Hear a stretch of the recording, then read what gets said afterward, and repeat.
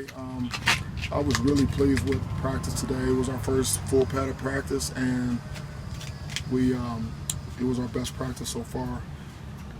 The thing that stands out really the most to me from today's practice is I see our offense starting to have an identity running the football. It's really pushed with the offensive line.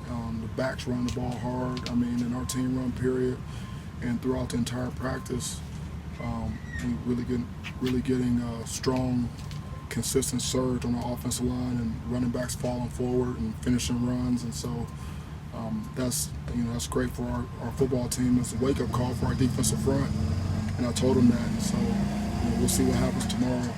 I expect it to be very physical in the trenches, and offense, we want to be able to run the ball on our terms, and defensively, first thing we have to do is be able to stop the run. So it was a good day's work. Are you finding more than one running back that is running with a purpose? Yeah, every single one of those guys.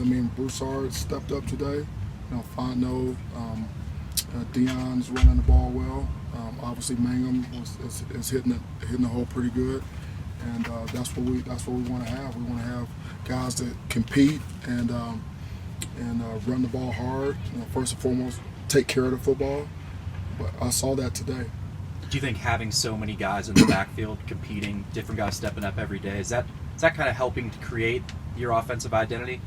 Yeah, competition makes us all better, and we have competition pretty much at every position, and guys are stepping up. I think that it feels like they're embracing the competition on both sides of the ball and within the positions, and so that's very positive. Competitive practices, that's how you improve. That's how you get your team better, and so we were very competitive today.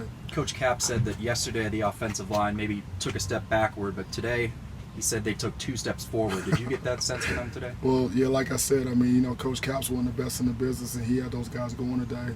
They responded. This is a very coachable group. They're willing. They want to do it. They want to do it right. They're pleasers. They want to do what the coaches are asking them to do, and they give effort. They're willing to make the sacrifices. It takes mental toughness. It takes focus, determination. It takes leadership, and they're responding. So, a great job with the offensive line today.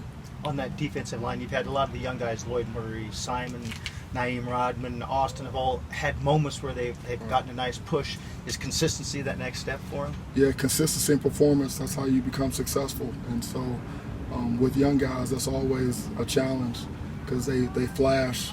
They may flash for a couple of plays, maybe you don't see them again for a couple of days, right? So, but consistency in performance is what we're looking for, and they're really good young players. They're very coachable.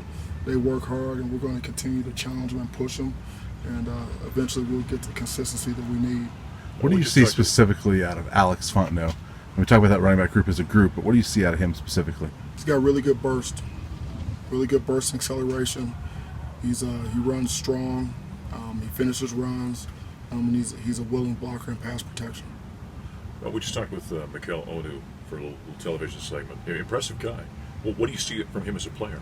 He brings experience to our group that is a little short on play time. He's a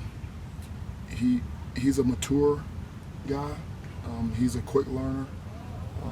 He's a quiet, lead by example type of guy, kind of a stabilizing presence in our back end, and he understands that communication is critical in our secondary, and so he brings a lot of intangibles to the game, but he can also make plays. So I'm glad that he's here.